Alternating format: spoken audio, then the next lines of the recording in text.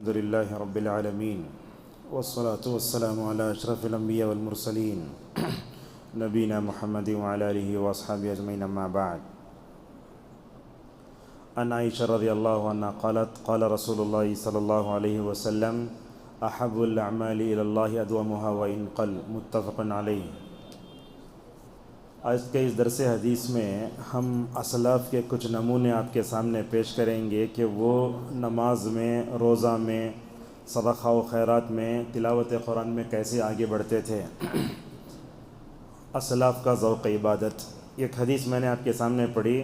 ام المؤمنین ماں عائشہ رضی اللہ تعالیٰ عنہ فرماتی ہیں اللہ کی نبی صلی اللہ علیہ وسلم نے فرمایا اب احب الاعمال الی اللہ ادومها، کہا کہ اللہ تعالیٰ کو وہی عمل پسند ہے جس کو ہمیشہ کے ساتھ کیا جائے.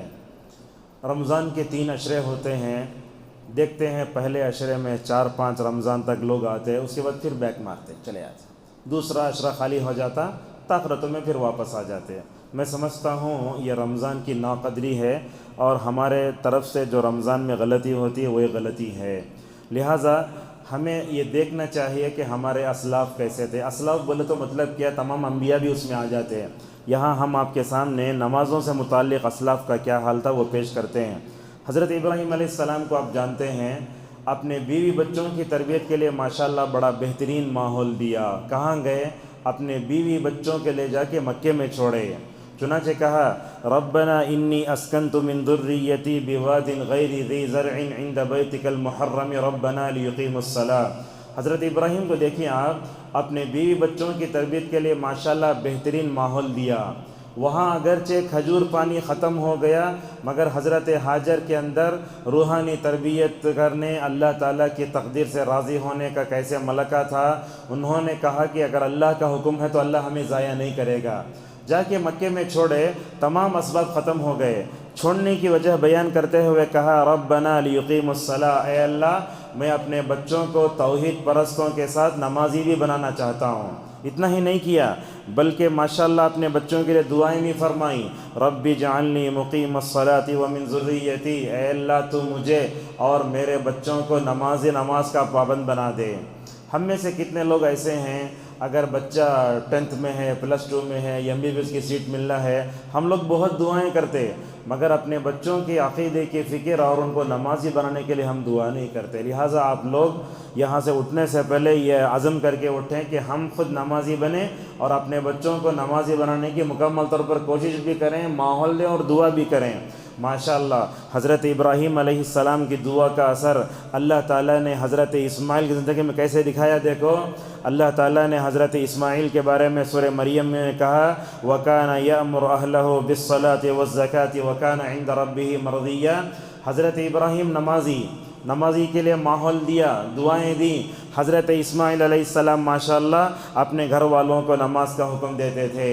یہ نماز کی اتنی بڑی اہمیت ہے. اللہ تبارک و تعالیٰ نے موسیٰ سے کہا کہ وَأَقِمِ الصَّلَاةَ لِذِكْرِي، اے موسیٰ تم نماز قائم کرو. مصیبت کے وقت بھی ہم نمازوں سے سہارا لینا چاہیے. ایک روایت آتی ہے مصنف احمد وغیرہ میں ہے، وہ روایت یہ ہے حضرت ابراہیم علیہ السلام سارہ کو لے کر مصر سے گزر رہے تھے. حضرت سارہ ماشاءاللہ بڑی خوبصورت تھیں، تو وہاں سے گزر رہے تھے تو کیا ہوا، وہاں کے بادشاہ کی نظر سارہ پہ پڑ گئی، اس کی نیت بدل گئی اور حضرت ابراہیم کو پریشانی ہوئی کہ کیسے میں اپنی بیوی کو بچا سکوں گا.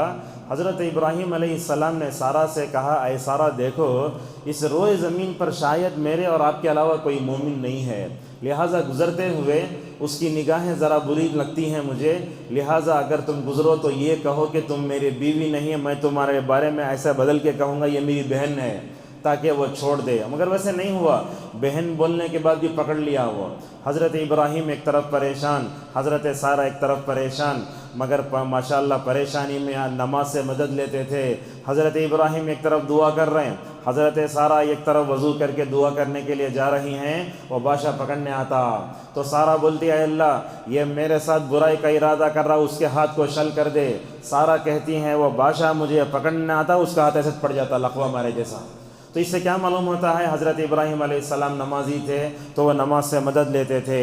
اب دیکھیے ہم میں سے کتنے ایسے لوگ ہیں جو عصر کی نماز کو ایسے ہی چھوڑ دیتے ہیں، حالانکہ عصر کی نماز چھوڑنے کا اثر آدمی کی ذات پر نہیں بلکہ اس کی بیوی بچوں پر ہی پڑتا ہے۔ رسول اللہ صلی اللہ علیہ وسلم خندق کی جنگ لڑ رہے تھے، لڑتے لڑتے نماز عصر زندگی میں ایک مرتبہ لیٹ ہوئی، کبھی نہیں ہوئی، ایک مرتبہ لیٹ ہوئی۔ آپ نے اس موقع پر فرمایا، کیا کہا؟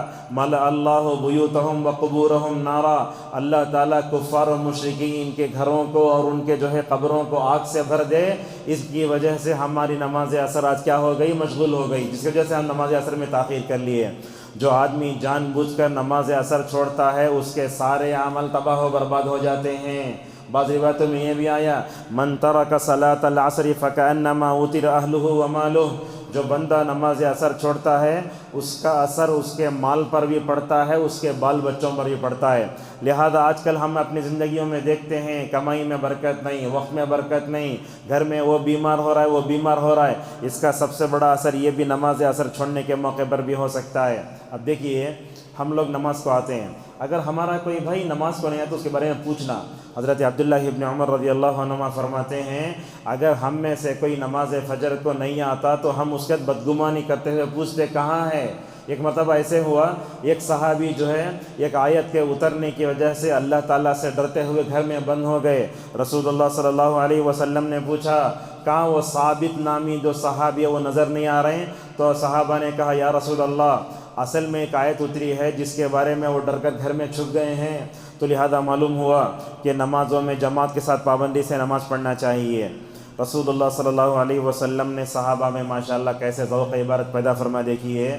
ہم سفر میں رہتے ہیں تو موبائل میں واٹس ایپ کھیلتے، سب کو واٹس ایپ دیکھتے ہیں، فیس بک میں جاتے ہیں، نیوز سنتے رہتے ہیں، شارٹس دیکھتے رہتے ہیں، مگر صحابہ اکرام ویسے نہیں تھے۔ جب ان کو سفر میں بھی موقع ملتا تو تہجد کی پابندی کرتے۔ غزوہ ذات الرقاع ایک جنگ تھی، اس سے واپس ہو رہے تھے، ایک صحابی کا نام تھا عباد ابن بشر اور دوسرے صحابی کا نام تھا عمار ابن یاسر رضی اللہ عنہ۔ آپ نے کہا کہ پورا اسلامی قافلہ ہے، تمہیں دونوں جو ہے ہماری حفاظت کرو۔ انہوں بولے ٹھیک ہے، ہم باری باری حفاظت کر لیں گے۔ اب کیا ہوا، جب بیکار بیٹھے ہیں تو اس زمانے میں فون بھی نہیں تھا، اور حضرات صحابہ اکرام ماشاءاللہ اللہ کو راضی کرنے والے، اپنے وقت کا صحیح استعمال کرنے والے، کیا کرے؟ عباد ابن بشر رضی اللہ عنہ رات کے اندھیرے میں چپکے کہیں بیٹھنا بلکہ تہجد کے لیے کھڑے ہو گئے۔ دشمن نے بھی دیکھا، آہستہ تیر مارا۔ ماشاءاللہ وہ نماز میں ایسے تھے، ہم نماز میں ذرہ یہ ہوا تو مچھر کاٹا، کچھ بھی ہوا، گرمی ہوئی، فین نہیں چلے تو پریشان ہو جاتے۔ وہ صحابہ اکرام ویسے نہیں تھے، بڑے برداشت کرتے تھے۔ تیر مارا، وہ تیر آ کے ان کو لگا، خون بھی نکلنا شروع ہو گیا، نکل کے وہ عمار ابن یاسر جو سو رہے تھے نا، وہ خون وہاں آ کے گرا۔ تو عمار ابن یاسر رضی اللہ عنہ نے عباد ابن بشر سے کہا، اتنا دیر خاموش تھے، وہ تیر لگتے ہی بول دیتے۔ انہوں بولے، رات میں اندھیرے میں تہجد میں جو مزہ مل رہا تھا اس کی وجہ سے مجھے تیر لگنے کا بھی مجھے خیال بھی نہیں آیا، جو خون نکلا اس کا بھی احساس نہیں ہوا۔ لہٰذا حضرات صحابہ اکرام سفر میں بھی کبھی تہجد کا اہتمام کرتے تھے۔ اپنی بیوی بچوں کی بھی رمضان میں ذرا تربیت کرو۔ ہمارے گھروں میں ہمارے خواتین نماز فرض نہیں ہے، نماز پڑھتے نہیں، نماز فجر تو سو جاتے ہیں، اپنے بچوں کو ٹیوشن کے لیے اٹھاتے ہیں، جلدی چلو اسکول کا ٹائم ہو رہا ہے، ہوم ورک کرنا ہے۔ ایسا کرنا تو خیانت ہے نا۔ یہ نماز ظہر کا وقت تو دوپہر کا کھانا بنانے میں چلے جاتا، کھا کر سوئے تو مغرب کو اٹھتے، مغرب میں اسنیک کھانے باہر نکلے، عشاء کی نماز ایسے ہی ختم ہو گئی، لہٰذا نہیں ہونا چاہیے۔ رسول اللہ صلی اللہ علیہ وسلم اپنی بیویوں کو نماز کے لیے اٹھاتے تھے۔ عائشہ رضی اللہ عنہ فرماتی ہیں، وطر کا وقت بولتے ہیں عائشہ اٹھو وطر پڑھو۔ یہ دیکھیے ام حبیبہ رضی اللہ تعالی عنہ رسول اللہ صلی اللہ علیہ وسلم کی اہلیہ ہیں، وہ کہتی ہیں اللہ کے نبی نے ایک حدیث میں یہ فرمایا، ترمذی کی حدیث ہے، جو آدمی نماز ظہر سے پہلے 4 اور نماز ظہر کے بعد 4 رکعت پڑھتا اس کے اوپر جہنم حرام ہے۔ کتنے رکعت؟ 4 اور 4۔ عائشہ حضرت ام حبیبہ رضی اللہ عنہ فرماتی ہیں، اس حدیث کو سننے کے بعد زندگی کبھی میں نہیں چھوڑی۔ اب آپ کے ذہن میں سوال پیدا ہوگا 4 کیسے پڑھنا، کبھی 4 پڑھو کبھی 2 پڑھو، اس لیے کہ فجر سے لے کر عشاء تک جو سنت کی تقسیم ہے اس میں بعض روایتوں میں 10 کا ذکر ہے، بعض روایتوں میں 12 کا ذکر بھی ہے۔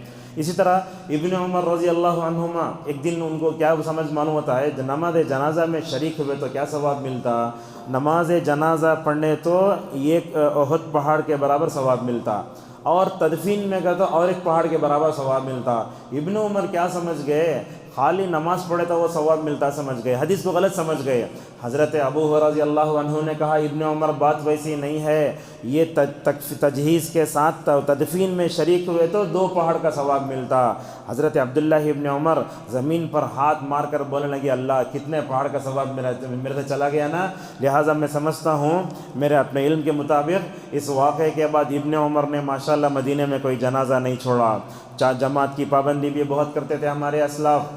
عموماً کیا ہوتا ہے، وہ تبلیغی جماعت کی وہ کتاب فضائل اعمال، اس میں ابو حنیفہ کے بارے میں لکھ کر ہے عشاء کے وضو سے نماز فجر پڑھتے تھے، مگر وہ صحیح نہیں ہے۔ مگر یہ جو روایت بولتا ہوں وہ صحیح ہے۔ سعید ابن مسیب رحمہ اللہ یہ بہت بڑے عالم دین ہیں، حضرت ابو ہریرہ رضی اللہ عنہ کے بھانجے داماد لگتے ہیں۔ انہوں بولتے ہیں 40 سال تک ماشاءاللہ میں نماز فجر پہلی صف میں پڑھا، جب بھی اذان ہوتی سعید مسجد میں، اور وہ بولتے میں نے امام کے علاوہ کسی اور کی پیٹھ نہیں دیکھا، دوسری پیٹھ کب نظر آتی دوسرے صف میں نظر آتی۔ لہذا یہ 40 سال تک ماشاءاللہ انہوں نے مکمل طور پابندی کی۔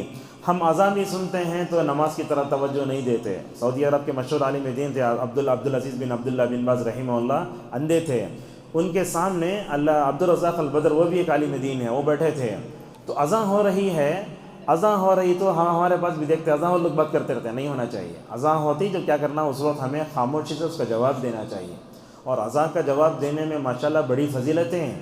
تو بولتے عبدالعزیز بن عبداللہ بن باز عبدالرزاق اذان سنو، انہوں بات کرنے جا رہے ہیں، بولے اذان سنو، نہیں اذان سنو۔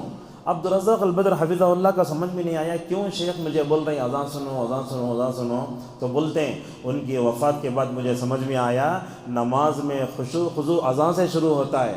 جب بندہ اذان سنتا نا، جواب دیتا نا، دنیا کی ساری محبتیں پریشانیاں سب باہر جھٹک دینا، اور اس کے بعد انسان ماشاءاللہ یکسو ہو کر مسجد میں داخل ہوا تو نماز توجہ سے پڑھ سکتا ہے۔ اگر ہم اذان کا جواب ہی صحیح نہیں دے تو نماز میں خشوع کہاں سے آئے گا؟ عبداللہ ابن عباس رضی اللہ عنہما فرماتے ہیں جو آدمی اذان سن کر نہیں آتا اس کی زندگی میں کوئی خیر نہیں ہے۔ کبھی کبھی دیکھتے ہیں جامعہ دارالسلام کے سیکریٹری تھے ماشاءاللہ، سمجھتا ہوں 60 سال تک ماشاءاللہ انہوں جامعہ سنبھالے۔ ایسے تھے کاکا سعید عمری حفظہ اللہ رحمہ اللہ، ہمیشہ نماز کی پابندی، سفر سے آئے تو ماشاءاللہ تہجد کی پابندی کرتے۔ ایک دن وہ عمرہ بد کی مسجد میں داخل ہوئے، نماز فجر ہو چکی تھی، ذرا اندھیرا تھا، تو جیسے ہی داخل ہوئے تو مولانا صاحب کو بول رہے ہیں مولانا صاحب لائٹ آن کرو، تو مولانا صاحب نے ان سے کہا اصل شیخ نماز فجر ہو چکی ہے، تو ہم لوگ کیا ہوتے خاموش واپس ہو جاتے۔ تو بولتے ہیں مؤذن صاحب عمر آباد کی مسجد کے، وہ سننا تھا بیٹھ کر بچے کی طرح آدھا گھنٹہ روئے، وہ میری نماز فجر چھوٹ گئی نا۔ یہ احساس ہمارے اندر بھی ہونا چاہیے۔ حضرت انس رضی اللہ عنہ کے بارے میں آتا ہے ایک جگہ گئے، وہ نماز عصر چھوٹ گئی، سارے لوگ خوشی منا رہے ہیں، انہوں بول رہے ہیں میں ہلاک ہو گیا۔ لوگوں نے پوچھا ہلاکت کا کیا مطلب ہے، تو کہنے لگے ہلاکت کا مطلب یہ ہے کہ میں نے نماز عصر چھوڑی ہے۔ ایک نماز چھوڑے تو انسان ہلاک ہو جاتا، انسان کی تباہی بربادی آ جاتی، لہذا اسے کبھی نماز نہیں چھوڑنا چاہیے۔ میمون ابن مہران رحمہ اللہ مسجد میں آئے، لوگ نماز پڑھ کے واپس جا رہے ہیں، تو بولے انا للہ و انا الیہ راجعون، آج نماز چلے گئی میری، اور بولے دیکھو اللہ تعالیٰ مجھے عراق کی کرسی دے دے، عہدہ دے دے، مگر اس سے بہتر ہے۔ ہماری جماعت کے مشہور عالم دین داؤد غزنوی رحمہ اللہ کو آپ جانتے ہیں کیسے تھے، ایک دن آم کھاتے ہوئے مسجد میں داخل ہو رہے تھے، زندگی میں ماشاءاللہ کبھی تکبیر تحریمہ نہیں چھوڑتے تھے، داخل ہوئے تو کیا ہو اقامت ہو رہی تھی، انہوں کیا بولے میں پورا آم کھا لوں گا نا نماز مل جائے گی مجھے، کیا آم کھاتے کہتے پہلی رکعت چھوٹ گئی، کیا بولے آم کو پھینک کر بولے اے آم میں جب تک زندہ رہوں گا تجھے نہیں کھاؤں گا، اس لیے کہ تیری وجہ سے آج میری تکبیر تحریمہ بھی چھوٹی اور جو ہے پہلی رکعت بھی چھوٹ گئی۔ لہٰذا کبھی ہمارا گھر اور ہمارا جو مطلب کیا بولتے ہیں تجارت ہے وہ کبھی بھی نماز کے بارے میں آڑ نہیں آنا چاہیے۔ یہ دیکھیں کیا بولتے ہیں نماز چھوڑ دی تو جو ہے ماشاءاللہ اپنے آپ کو مکمل طور پر یہ کرتے تھے۔ حضرت تلاوت قرآن میں مزہ کیسے آتا تھا، ابو موسیٰ اشعری رضی اللہ عنہ کہتے ہیں عمر رضی اللہ عنہ مجھے بولتے اے ابو موسیٰ قرآن پڑھ کے سناؤ۔ یہ دیکھو اویس قرنی رحمہ اللہ جب بھی رات آتی تو خوب رکوع کرتے، خوب سجدہ کرتے اور بولتے مجھے تو دل یہ چاہتا ہے کہ فرشتے آسمان میں جیسے عبادت کرتے ہوئے ویسے میں عبادت کروں۔ اور میں ذکر کے بارے میں آپ کو ایک واقعہ سناتا ہوں، سنیے۔ حضرت فاطمہ رضی اللہ تعالیٰ عنہ کے ہاتھ میں گھٹے پڑ گئے تھے، واقعہ جانتے نا، وہ چکی پیستے پانی اٹھاتے، اور کیا ہے آج کی طرح نہیں، بیوی کام کرے تو شوہر کو آرامش نہیں آتا۔ آج حضرت علی کو بڑا رحم آیا، فاطمہ یہ کیا ہو یا ہاتھوں میں؟ تو حضرت علی رضی اللہ عنہ نے کہا تمہیں جا کے تمہیں ابا کے پاس جا کے تمہیں کام والا نوکر لے کر آؤ۔ فاطمہ گئیں، دیکھا کہ رسول صلی اللہ علیہ وسلم مشغول تھے، اس وجہ سے واپس آ گئے۔ اللہ کے نبی صلی اللہ علیہ وسلم تو ایسا تھا، مسند احمد کی روایت میں آتا، سفر سے آئے تو بیویوں کے پاس جانے سے پہلے بیٹی سے محبت کرتے، ان سے خبر گیری کرتے تھے۔ آ کر پوچھے بیٹی کس بات سے آنا ہوا تھا، تو کہنے لگی آپ کے پاس نوکر چاکر ہے، میرے ہاتھ میں گھٹے پڑ گئے ہیں۔ اگر آج کا کوئی سسر ہوتا تو کیا بولتا؟ فوراً جو ہے مطلب داماد کو ڈانٹتا، کیا تمہیں میرے بچے کو کیا سمجھے؟ حضرت محمد صلی اللہ علیہ وسلم نے ویسے نہیں کہا، شادی ہوتی ہی ہے شوہر کی خدمت کرنے کی۔ اللہ کے نبی خوش ہو گئے، آپ نے حضرت فاطمہ کو بلایا، علی کو بلایا، دونوں داماد کو اور بیٹی کو بلا کر بلائے، تمہیں میرے سے نوکر پوچھے، میں تم کو بولتا ہوں رات میں سونے سے پہلے سبحان اللہ وہ تسبیح فاطمہ پڑھو۔ اب سوال یہ آتا ہے، نوکر مانگ رہے ہیں مگر اللہ کی نبی ان کو بول رہے ہیں سوتے وقت تسبیحات پڑھو، دونوں میں تعلق نظر نہیں آ رہا ہے۔ اللہ جزائے خیر دے، مشہور عالم دین سلفی عالم دین علامہ ابن تیمیہ رحمہ اللہ کو کہتے ہیں، نوکر مانگے تو تسبیح پڑھنے کیوں بولے؟ یہ سنیے، کہا تسبیح پڑھنے اس لیے بولے، تسبیح پڑھنے سے، اللہ کا ذکر کرنے سے ماشاءاللہ تھکان دور ہوتی ہے، جن بھر تھکان دور ہوتی ہے۔ اس کا دوسرا بڑا فائدہ یہ ہوتا ہے کہ ماشاءاللہ اللہ تبارک و تعالی روحانی طاقت دیتا ہے۔ علامہ ابن تیمیہ رحمہ اللہ یہ بھی کہتے ہیں، دنیا میں اللہ کا ذکر جنت ہے، اور جو آدمی دنیا میں جو ہے ذکر نہیں کیا وہ آخرت کی جنت میں نہیں جائے گا۔ سفیان رحمہ اللہ، اور یہ بات بھی یاد رکھو، آپ کبھی رمضان آتا 3 دن ہم تراویح پڑھتے، چوتھے دن نہیں آتے، آنا کبھی بھی نہیں آتے، کیا وجہ؟ وہ ہمارے گناہ ہیں۔